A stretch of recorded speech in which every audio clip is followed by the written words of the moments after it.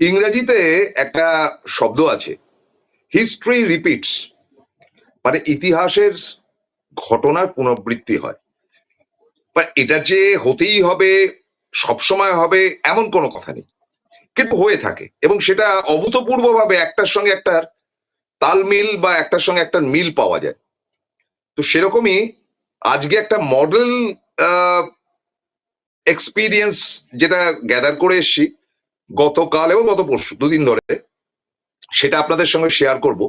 এবং এটা এত মানে প্রয়োজনীয় একটা মডেল, এবং এই মডেলটা পশ্চিমবঙ্গের আগামী ভোটের কিছু চিহ্ন আপনাদের সামনে তুলে ধরতে পারবো। যদিও প্রবিদ্যা তো জেলা ধরে ধরে করছেন, এটা একটু ডিফারেন্ট। এবং এই অনুষ্ঠানটা করার আগে আমার ধারণা, গত পরশুদিন আমি যে দক্ষিণ চব্বিশ পরগনায় ছিলাম, তাতে স্টেপ বাই স্টেপ আমি কিন্তু প্রবিদ্যার সঙ্গে ফোনে যোগাযোগ করেছি। তিনি আমাকে উৎসাহ দিয়ে বললেন যে আরেকটু ডিটেলে যান, আরেকটু ডিটেলে যান, এটসেট্রা। খাটনি গেছে, প্রচুর পরিশ্রম গেছে দুটো দিন। তো আপনাদেরকে বলি যেটা, যে এই যে একটা ভোট, এই ভোটটা নিয়ে তো নোংরামি চূড়ান্ত হচ্ছে। এবং চূড়ান্ত হচ্ছে মানে রাজ্যপাল এতদিন চুপচাপ ছিলেন, বাকি ছিলেন উনি নতুন রবি। হঠাৎ করে তিনি একবারে গর্জি উঠলেন। তিনি বললেন যে এই তো ইয়াং জেনারেশন নতুন ভাবে ভাবনা চিন্তা কর। আচ্ছা, আপনি বলার কে? এগুলো তো বলে কোনো ফায়দা নেই। তার কারণটা হচ্ছে যে এরা নির্লজ্জের মতন সমস্ত শক্তি নিয়ে, যেটা 2021-এও নেয়নি, নিয়ে তারা ফিল্ডে নেমেছে। এবং ফিল্ডে নামার আগে আবার ফের অমিত শাহ তার পুরনো ফর্মে গেছেন এই কারণে যে চরম অশিক্ষিত একটি লোককে বিহারের মুখ্যমন্ত্রী করা হচ্ছে, যার পেছনে ক্রাইম টাইম ইত্যাদি, ক্লাস 8 পাস, সম্রাট চৌধুরী। এবং অশিক্ষিতর মতন তার কথাবার্তা, করে কথা বলছে, মানে শয়ের কোনো ব্যাপার নেই তার কাছে। তো এই হচ্ছে বিহারের মুখ্যমন্ত্রী। এবং তার সঙ্গে সঙ্গে নানান রকম কারুকার্য তো হচ্ছেই, এবং সেই হওয়ার পেছনে যে যৌক্তিকতা এবং তার পেছনে যে নোংরামি, তা শিখরে গেছে। ফলে একটা জিনিস আমি বলবো, যে এই মুহূর্তে যে নির্বাচনটি আসছে 23 এবং 29 পশ্চিমবঙ্গের নির্বাচন, সেই নির্বাচনে কি হতে পারে কি হতে পারে না তার তো প্যারামিটার রেগুলার কোর্সে আমরা দিচ্ছি। কিন্তু তারই সাথে সাথে আরেকটি কথা বলবো, যে এই প্যারামিটার গুলো কিন্তু সম্পূর্ণ ঘুরে যেতে পারে যদি জোর জবরদস্তি, যেটা 72 সালে হয়েছিল, যেটা সিদ্ধার্থ শঙ্কর রায়ের আমলে হয়েছিল, সেটাতে কোনো ওপিনিয়ন স্ট্রাকচার কিন্তু খাটেনি। কিন্তু তা সত্ত্বেও আমাদের করতে হচ্ছে, আমাদের ধরে নিতে হচ্ছে এখনো জনগণই ভোট দেয়, জনতার হাতেই ভোটের সমস্ত চাবিকাঠি আছে। এবং একই সাথে আমি এটাও বলবো যে পশ্চিমবঙ্গ পুলিশ এবং প্রশাসন, মানে আইএএস অফিসার যারা রয়েছেন বা ডব্লিউবিসিএস অফিসার যারা রয়েছেন, তারা কিন্তু এখনো পর্যন্ত রাজ্যের পক্ষে রয়েছেন। কারণ হাওয়া ঘুরলে কিন্তু হাওয়া মোড়কের মতন তারা ঘুরবেই। তো সেই হিস্ট্রি রিপিটস এর জায়গা থেকে আজকে আমার চরিত্র হচ্ছে গিয়ে অ্যাবসলিউটলি সেনাপতি যখন দেখছেন, তার মানে অভিষেক বন্দ্যোপাধ্যায়। অভিষেক বন্দ্যোপাধ্যায়কে নিয়ে গত 2-3 দিন এমন ভাবে নাড়াচাড়া করলাম, এবং তার প্ল্যানিংটা এত ভয়ঙ্কর, এবং তিনি যেভাবে লড়ছেন, যেভাবে স্ট্র্যাটেজি সাজিয়েছেন, তার সমস্তটাই আজকে আমি উন্মোচিত করব। যদিও তার মধ্যে কিছু গোপনীয়তার ব্যাপার থাকলে সেটা আমি বলবো না, কিন্তু সেটা মানে খতরনাক। মানে এই লড়াইটা অভিষেকের কাছে তার এই 36-37 বছর বয়সের মধ্যে টাফেস্ট লড়াই। এবং সেই লড়াইয়ের মধ্যে তার রিয়াকশন বা তার মুখের এক্সপ্রেশন দিয়ে বিন্দুমাত্র বুঝতে পারবেন না যে তিনি কি ভাবনা চিন্তা করছেন। যদিও মাঝে মাঝে মমতা বন্দ্যোপাধ্যায় রিয়াক্ট করছেন, যেমন রাজ্যপালের ব্যাপারে তাকে লাট সাহেব বলে আওয়াজ দিয়েছেন, কিন্তু অভিষেক নিশ্চুপ ভাবে রয়েছেন, কারণ তার কাছে হিসাব কিতাবটা রয়েছে এবং তিনি জানেন কতদূর বাড়তে পারে বিজেপি এবং কতদূর বাড়লে কিভাবে সেটাকে কাউন্টার করতে পারে বিজেপি, তৃণমূল। সেই মানে প্রোগ্রাম কিন্তু রয়েছে, যার কিছুটা আমি আপনাদের আজকে বলে দেব এবং কিছুটা আমি তুলে রাখবো। কিন্তু মডেল যেটা বলছি সেটা খুব ভালো করে শুনে নিন। এই মডেলের নাম হচ্ছে গিয়ে দক্ষিণ 24 পরগনা, সাউথ 24 পরগনা। আপনি বলবেন যে আরে আমাদের রাজ্যে এতগুলো ডিস্ট্রিক্ট রয়েছে, আপনি সব ফেলে দিয়ে দক্ষিণ 24 পরগনা নিয়ে লাফালাফি করছেন কেন? কারণ আছে বন্ধু, খুব ভালো করে শুনে নিন। আমি হয়তো আমাকে অনেকেই অপছন্দ করেন এবং বেশিরভাগই পছন্দ করেন এনকে ডিজিটালে। একেবারে অশিক্ষিত নই। আমি লড়াইটা সাংবাদিক জগতে যেভাবে লড়েছি সেটা খুব কঠিনতম লড়াই ছিল সিপিএম এর আমলে, কিন্তু তার সত্ত্বেও আমি কিন্তু এলাকার পর এলাকা ঘুরেছি। আজ বহু বছর বাদে প্রবীরদার পাল্লায় পড়ে নর্থ বেঙ্গলে যেতে হয়েছিল, যেতে হয়েছে। আমি গতকাল সিটিভিএন এর পক্ষ থেকে আমি গিয়েছিলাম, পরশুদিন গিয়েছিলাম সাউথ 24 পরগনা, এবং 2 দিন মোটামুটি সেখানে কাটিয়ে এসছি। এবং কেন সাউথ 24 পরগনা মডেল, তার কারণটা হচ্ছে যে একটা কথা ছিল না যে আজ বাংলা যেটা ভাবে কালকে সেটা ভারতবর্ষ ভাবে, সেরকম আজ যেটা দক্ষিণ 24 পরগনা ভাবে সেটাই ভোটের ফল হয়। কেন আপনাদেরকে বলি যে 1967-এ যখন প্রফুল্ল সেন মুখ্যমন্ত্রী ছিলেন, তখন প্রথম প্রতিবাদের ঝাপটাটা এসেছিল দক্ষিণ 24 পরগনা থেকে, এবং দক্ষিণ 24 পরগনা তার অব্দি একেবারে কট্টর কংগ্রেসী ছিল, এবং প্রফুল্ল সেন হেরে গিয়েছিলেন। 72-এর কথা ছেড়ে দিন, ওই রাজনীতির ব্যাপারটা না ভাবাই ভালো। 77-এ কিন্তু দক্ষিণ 24 পরগনাতে সাফা হয়ে গিয়েছিল কংগ্রেস, এবং দক্ষিণ 24 পরগনা প্রমাণ করেছিল যে তারা যেদিকে হেলছে। এবং সেই সময়টা জ্যোতির্ময় বসু বলে একজন সিপিএম এর সাংসদ ছিলেন, ডায়মন্ড হারবারে দাঁড়াতেন। তার জয়টাই কিন্তু অনেকটা সিম্বলাইজ হয়েছিল 77-এর লোকসভা এবং তার পরবর্তী অধ্যায় বিধানসভা। এবং তারপরে যুগ যুগ ধরে দক্ষিণ 24 পরগনা কিন্তু প্যারামিটারটাকে স্ট্রিক্টলি ধরে রেখে দিয়েছে যে এইভাবেই চলবে, এবং বামেরা যুগে যুগে যুগে যুগে এসছে, মানে 3টে যুগ তো কাটিয়েছে। কিন্তু এই দক্ষিণ 24 পরগনা পাল্টে গেল 2008-এ, এবং 2011-তে মমতা ক্ষমতায় এলো। সেই গল্পটাই বলবো, যার জন্য মডেল হিসাবে আমি দক্ষিণ 24 পরগনাকে খুঁজে নিয়েছি। অন্য ডিস্ট্রিক্টের মানুষদেরকে আমি ছোট করছি না, প্রত্যেকেই কিন্তু আদর্শ, প্রত্যেককেই নমস্কার, কিন্তু এটাতে যুক্তি আছে। যুক্তিটা দিয়ে আমি আপনাদেরকে বললে আপনারা বেশ খানিকটা বুঝতে পারবেন। তাহলে শুরু করা যাক ভোটের হাওয়া।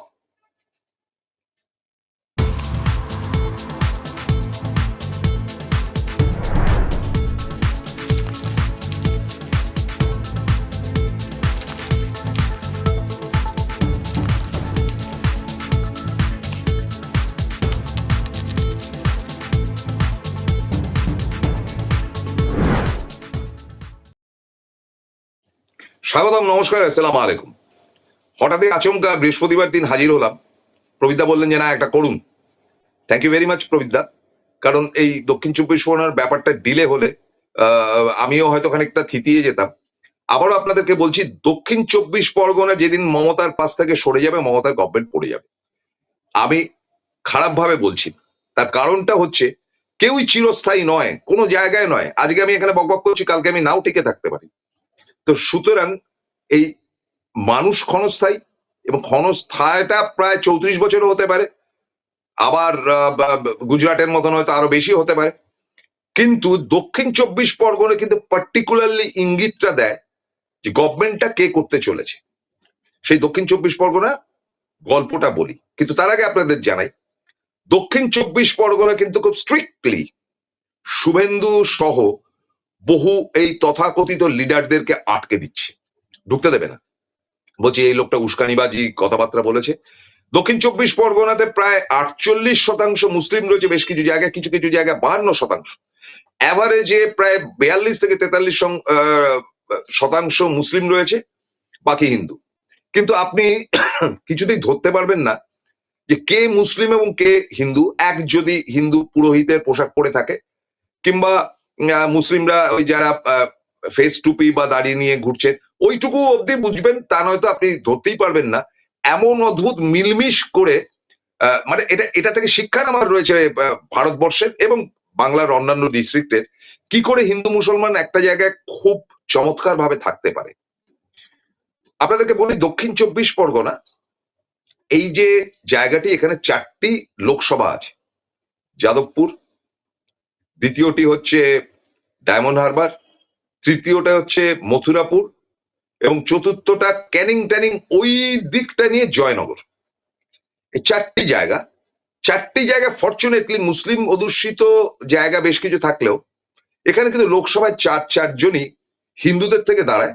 কোনোটা শিডিউল কাস্ট শিডিউল ট্রাইবদের একটা ব্যাপারের জন্য সেইটা কিন্তু মেনটেন করা হয়। যেমন যাদবপুরটা ঠিক আছে, জয়নগর বা আপনার মথুরাপুরটা কিন্তু আন্ডার জুরিসডিকশন অফ এসসি, এটা রয়েছে।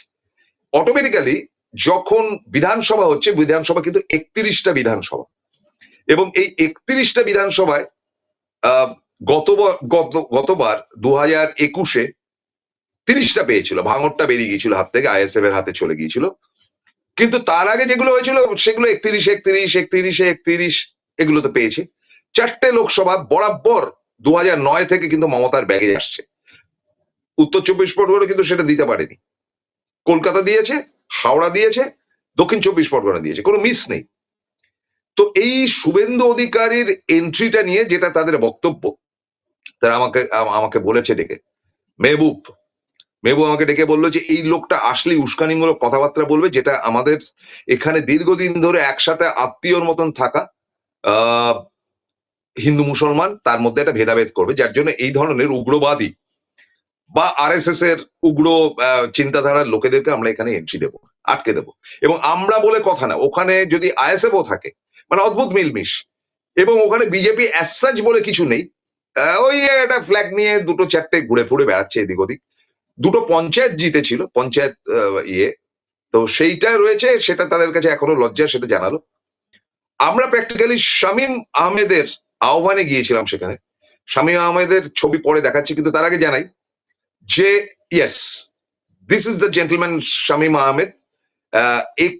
এর আমন্ত্রণেই গিয়েছিলাম, এবং বিবরণটা এত সুন্দরভাবে আমরা পেয়েছি, যেটা আমি পুরোপুরি শেয়ার করব। তার আগে জানাই যে শুভেন্দু অধিকারীর এন্টিটি বা তাকে এক্সিস্ট করতে দেওয়া হবে না, তার যৌক্তিকতার জায়গায় শুভেন্দু অধিকারী বালিতে গিয়েছিলেন গতকাল। বালি মানে হচ্ছে এই, যেখান থেকে এটা টেলিকাস্ট হচ্ছে অলমোস্ট তার আগান বাগান। তাতে তার কি হালটা হয়েছে, এক্সক্লুসিভ ফুটেজ, যেটা কারোর কাছে নেই, কোন চ্যানেলে পর্যন্ত নেই, যেটা আছে খুচরো খাচরা ওই এদিক থেকে ওদিক থেকে টুকলি করা। সেইটে আমরা কিন্তু এনকে ডিজিটালের পক্ষ থেকে কি হালটা হয়েছে শুভেন্দু অধিকারীর, এবং কি ভবিষ্যৎটা সেখানে হতে চলেছে, সেখানে কৈলাস মিশ্র দাঁড়িয়েছে, কৈলাস মিশ্র তো 100% জিতবে যে অবস্থা, একটু দেখে নেব, দেখাচ্ছি, ফুল স্ক্রিনে দেখাবো, দেখুন।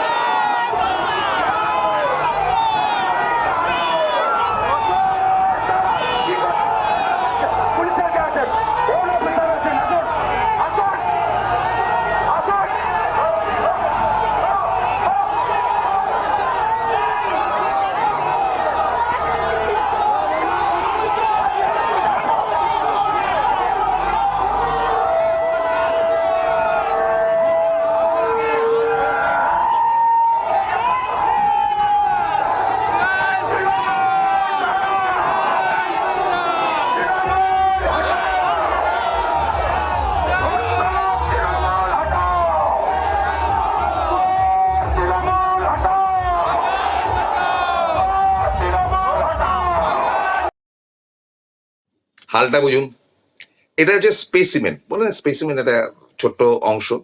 এটা কিন্তু ভোটের দিনগুলোতে প্রত্যেকটা বুথে হবে, ঢুকলেই হবে। তার কারণটা হচ্ছে এই বিজেপির বাড়বাড়ন্ত অশিক্ষিত একটা দল, যারা ধর্ম নিয়ে কারবার করে, তো সেইখানে কিন্তু ঝাপটাটা খেয়েছে তারা অ্যাবসলিউটলি বালিতে গিয়ে। এবং এই চিত্রটা টোটালটা, এটা তো তবু এন্ট্রি নিয়েছে, দক্ষিণ 24 পরগনায় এন্ট্রি নিতে পারবে না, ঢুকতেই পারবে না। আচ্ছা, আপনাদের প্রথম বলি, দক্ষিণ 24 পরগনায় আপনার ঢোকার পথটা কি কি। আপনি কলকাতা থেকে আসছেন, আপনি 3 ভাবে সেখানে প্রবেশ করতে পারেন। প্রবেশাধিকার 1 নম্বরটা হচ্ছে আপনি গড়িয়া দিয়ে, সোনারপুর দিয়ে, মানে সোনারপুর আসা মানেটাই হচ্ছে কি আপনার অলমোস্ট দক্ষিণ 24 পরগনা শুরু হয়ে গেল, যাদবপুর দিয়ে, দক্ষিণ গড়িয়া যাদবপুর দিয়ে আপনি ঢুকে গেলেন, গড়িয়াটাও পড়ে যাচ্ছে ওদের দক্ষিণ 24 পরগনার মধ্যে। এটা একটা এন্ট্রি। দ্বিতীয় এন্ট্রিটা হচ্ছে আপনি তারাতলার মোড় থেকে বেস ব্রিজ ধরে, মানে যেটা সোজা চলে যাচ্ছে, মহেশতলা হয়ে আপনি এন্ট্রি নিতে পারেন, যেখানে আমাদের এই অমিত নাইয়া ইত্যাদি রয়েছে, আমাদের খুব সতীর্থ আমাদের ফেসবুকের। তো সেখান দিয়ে এন্ট্রি নিতে পারেন, যেখান থেকে আমরা দেখেছি যে আপনার আহ বজবজ ইত্যাদি ইত্যাদি জায়গাগুলো রয়েছে, সেটা একটা এন্ট্রি। মহেশতলা দিয়ে তো ঢুকতেই পারবেন না। মানে মহেশতলা এমন একটা পরিবেশ যে সেখানে যদি কোনো ধর্মীয় কথা বা সুড়সুড়ি দিতে যান তো হাল খারাপ করে দেবে। ডায়মন্ড সিটি ফিটি সমস্ত ওইদিকে রয়েছে, মোস্ট মডার্ন এক্সট্রা অর্ডিনারি রয়েছে। এবং এই যে জায়গাটা, এই এই মহেশতলা ছাড়িয়ে বজবজে অশোকদেব ভোটে দাঁড়ান। অশোকদেব দীর্ঘদিনের লড়াকু। অশোকদেব আমাদের নেতা ছিলেন ছাত্র পরিষদে, এবং অশোকদেবের যথেষ্ট বয়স হয়ে গেছে, 80+। তিনি প্রায় অথর্ব হয়ে গেছেন, কিন্তু অভিষেক বন্দ্যোপাধ্যায় তাকে রিকোয়েস্ট করেছেন যে অশোকবাবু আরেকবার দাঁড়ান। দেখুন তার মুখ চোখের অবস্থাটা এই দাঁড়িয়েছে। তো অশোকদা বলেছিলেন অভিষেককে যে দেখো অভিষেক, তুমি আমার অলমোস্ট কি বলা যায়, মানে পুত্রের থেকেও ছোট, নাতির মতো, তুমি এবার আমাকে বাদ দাও। অভিষেক বলেছে না, সেটা হবে না, আপনাকে দাঁড়াতে হবে। তো সুতরাং অভিষেকের সম্বন্ধে যে একটা ভুল তথ্য রয়েছে যে অভিষেক বয়স্ক লোক হলে বাদ দিয়ে দেয়, তা না। অশোক দেবের প্রতি তার কিন্তু একটা বিরাট রেসপেক্ট রয়েছে, এবং অশোক দেবকে ঢুকিয়েছে। অশোক দেবকে রাখার কারণটা হচ্ছে এই যে আমি বললাম বেস ব্রিজ দিয়ে ঢুকে মহেশতলা দিয়ে বজবজ, এই যে অংশটা, এখানে অশোক দেবের বিশাল সংগঠন রয়েছে, বিশাল, কল্পনা করতে পারবেন না। অলমোস্ট দক্ষিণ 24 পরগনা অভিষেকেরই ঠেক। আপনি বেহালা দিয়েও যেতে পারেন, বেহালা 1, বেহালা 2। তো এই অশোক দেবের যারা সঙ্গী সাথী তারা এই মহেশতলা থেকে শুরু করে, মানে ওই বেস ব্রিজের ওই জায়গায় গোপালপুর ইত্যাদি ইত্যাদি জায়গাটা থেকে আপনি ঢুকছেন, আহ এই জায়গাটা কিন্তু একেবারে টেরিফিকলি কন্ট্রোল বাই অশোক দেবস গ্রুপ। মহেশতলা, বজবজ ইত্যাদি ইত্যাদি মডার্ন জায়গা, এখন তো আধুনিক হয়ে গেছে। আর তৃতীয় এন্ট্রিটা হচ্ছে গিয়ে আপনি কলকাতা থেকে সোজা যাচ্ছেন, বেহালাকে দুপাশে দেখছেন। আপনি যখন যাচ্ছেন ডায়মন্ড হারবারের দিকে, ডায়মন্ড হারবার রোড ধরে, তখন আপনার ডান দিকটা পড়ছে আগে পার্থ চ্যাটার্জির জায়গা ছিল, ওখানে শোভন চট্টোপাধ্যায়, জল শোভনের বাড়ি ডান দিকে। এখানে রত্না চট্টোপাধ্যায়কে নিয়ে আসা হয়েছে বেহালা পশ্চিম থেকে, মানে এপার থেকে ওপারে দাঁড় করানো হয়েছে। যেখানে পার্থদা দাঁড়িয়েছিলেন সেখানে এবার দাঁড়িয়েছে রত্না চ্যাটার্জি। এবং বাঁদিকে যেখানে রত্না দাঁড়ায়, সেই রত্নার জায়গায় দাঁড়িয়েছে সুভাষিস চক্রবর্তী।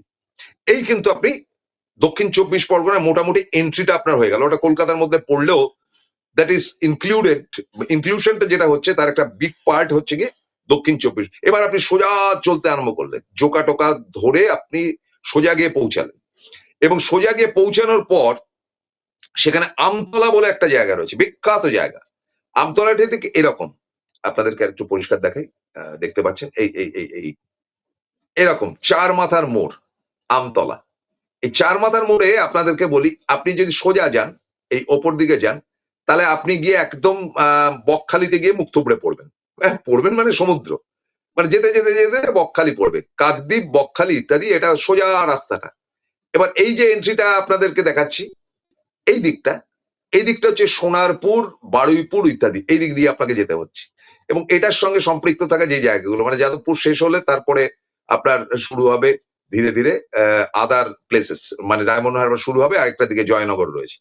এই দিকটা মানে এই দিকটা তো বললাম, এই দিকটা হচ্ছে মহেশতলার দিকটা, মানে যে দিক থেকে আপনি ঢুকছেন। এই তো 4 মাথার মোড়, এটা হচ্ছে কলকাতার এন্ট্রি, এটা হচ্ছে মহেশতলার এন্ট্রি, এটা হচ্ছে সোনারপুরের এন্ট্রি, আর এটা হচ্ছে গিয়ে আপনার গঙ্গাসাগর বলুন বা যা বলুন, এই 4 মাথার মোড়। আপনি আমতলায় গেলে দক্ষিণ 24 পরগনাকে ক্লিয়ার পিকচারের মতন আপনি ধরতে পারবেন।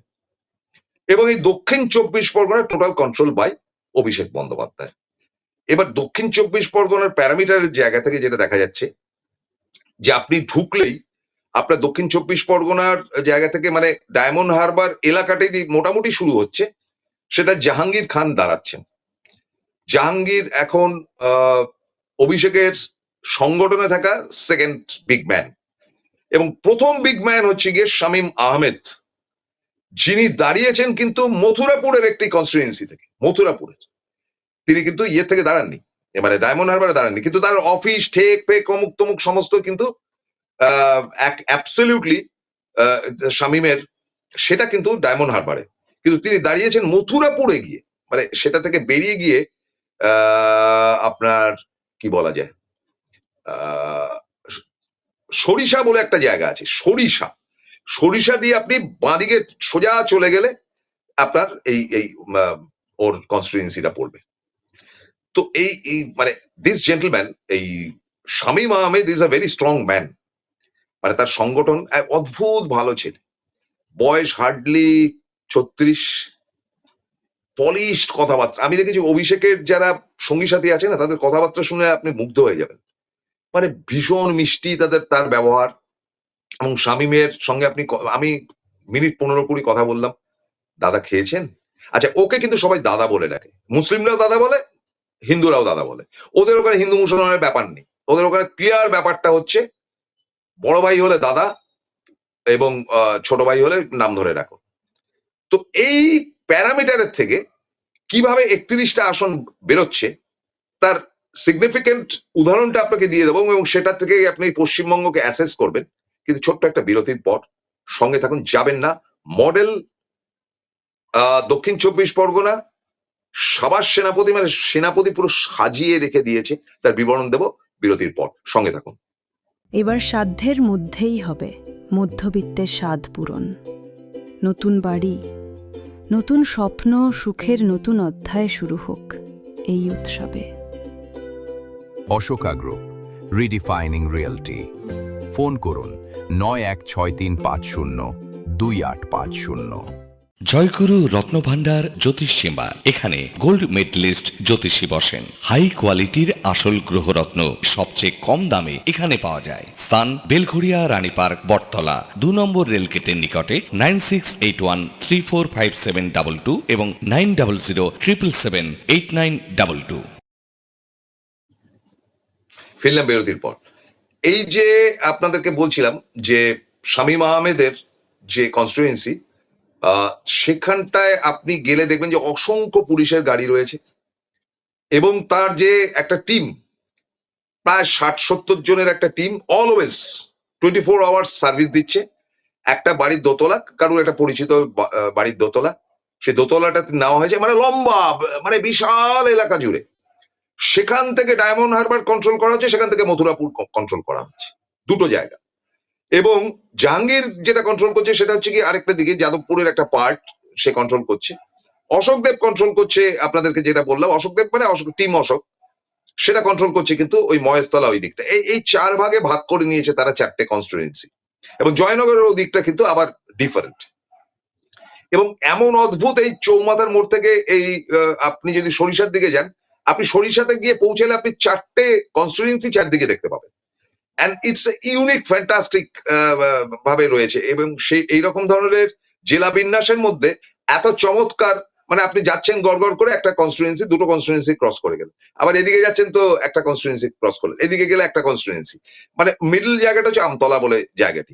মাত্র দুটি এত বড় একটা জায়গা, যেখানে 31টা আসন, 4টে লোকসভা, তার মধ্যে মাত্র 2টি শহর আছে, অফিসিয়াল শহর মানে পৌরসভা, 2টো না 3টে, একটা সোনারপুর, বারুইপুর আর ডায়মন্ড হারবার, আর কিচ্ছু নেই।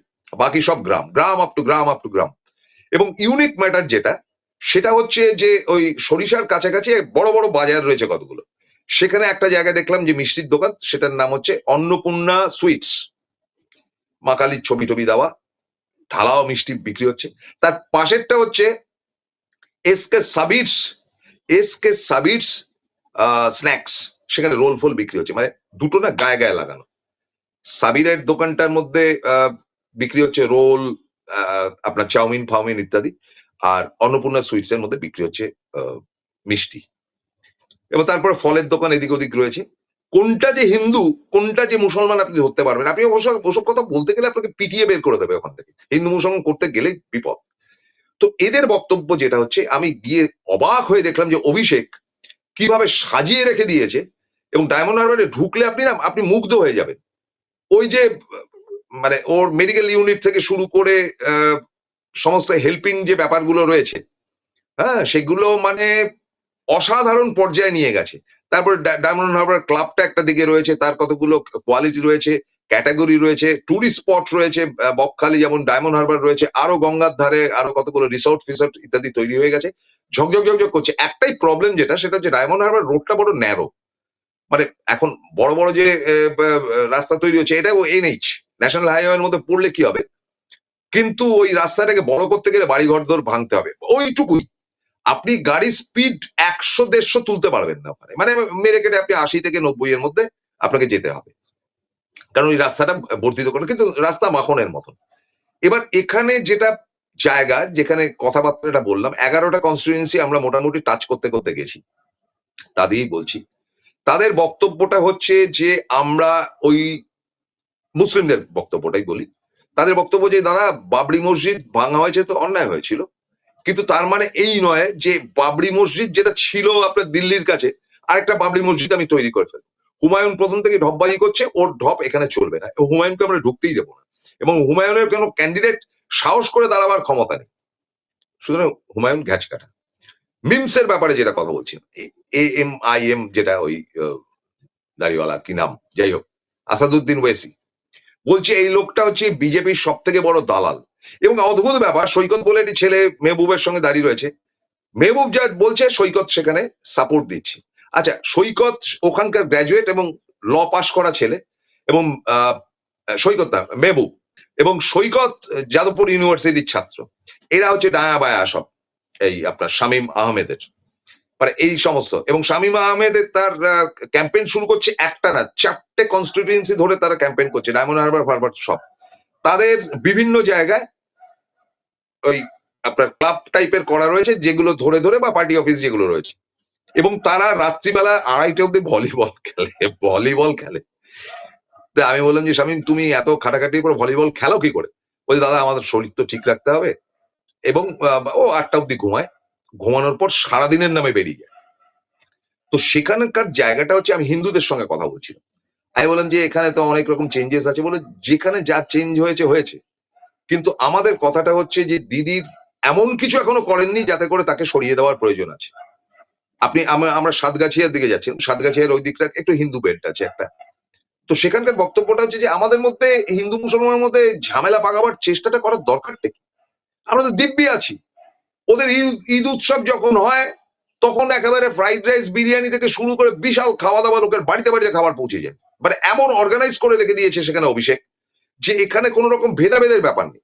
এখানে আপনি ঈদের দুটো ঈদ যে হয়, একটা খুশির ঈদ যেটা ঈদ আল ফেতর এবং ঈদ উজ্জাহ, ঢালাও খাওয়া দাওয়া, এবং অসংখ্য দুর্গাপুজো ইত্যাদি ইত্যাদি হয়, তার সমস্ত অ্যারেঞ্জমেন্টের যারা শিখরে থাকে তার মধ্যে অনেকেই মুসলিম, মানে সে দুর্গাপুজোর ইয়ে জেনারেল সেক্রেটারি, ওখানে চাঁদাটা দিয়েছে, ওর বাড়িতে গিয়ে খিচুড়ি দিয়ে, মানে এত অদ্ভুত। এটা পশ্চিমবঙ্গ ভারতবর্ষ ওই রকম ভাবে বিবেচনা না করে আমি বলতে পারি এটা যেন অন্য পৃথিবী তৈরি করে রেখে দিয়েছে অভিষেক।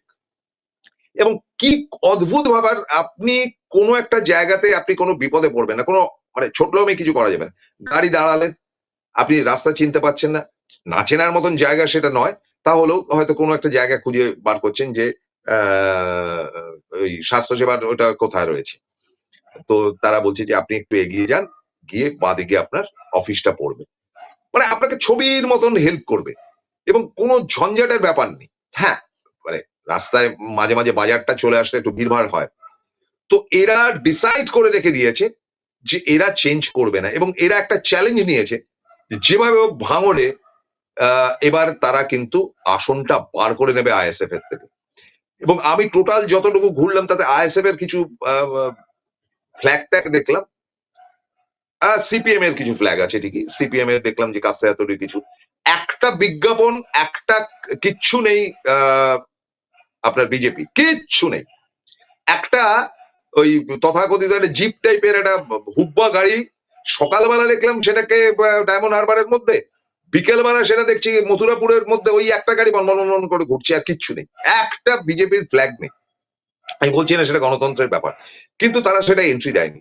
তারা বলছে লড়াই হোক, সিপিএম এর সঙ্গে আমাদের হোক, লড়াই হোক আইএসএফ এর সঙ্গে আমাদের হোক, আমরা বুঝে নেব, কিন্তু যারা ধর্মর কারবারি তাদেরকে আমরা এখানে এন্ট্রি দেবো না। আচ্ছা বন্ধু বলুন তো, অভিষেক বুদ্ধিমান, অভিষেক এই এই ছোট্ট পশ্চিমবঙ্গ একটা তৈরি করে রেখে দিয়েছে, দক্ষিণ 24 পরগনা, ছোট্ট পশ্চিমবঙ্গ, এবং এই ছোট্ট পশ্চিমবঙ্গ দেখে আমার বুকটা ভরে গেছে। এটা সমস্ত পশ্চিমবঙ্গ কেন হচ্ছে না? কেন সব জায়গাটা তৈরি হচ্ছে না? কেন সেখানে গিয়ে বলতে হচ্ছে আমার মন্দির করতে হচ্ছে, আমি নিয়মিত পুজো করি? কেন বলতে হচ্ছে যে আমি মাছ খাই স্মৃতি ইরানির মতন, যে ইলিশ মাছ নিয়ে আসুন আমি কাটা বেচে আপনাকে খাওয়াবো? কেন বলতে হচ্ছে? এটা তো পশ্চিমবঙ্গের কালচার না, এটা রবীন্দ্রনাথের রাজ্য, এটা সত্যজিৎ রায়ের রাজ্য, স্বামী বিবেকানন্দ বা বিদ্যাসাগরের রাজ্য। সেখানে আমাকে এক্সপ্লানেশন কেন দিতে হবে যে আমি বিশ্বাস করুন আমি মন্দির করেছি, কিংবা আমাকে কেন বলতে হবে যে মন্দির করা সমস্ত ভেঙে দিচ্ছে বা মসজিদ করতে দেবো না, রংবাজি কথাবার্তা, এগুলো কেন বলতে হবে?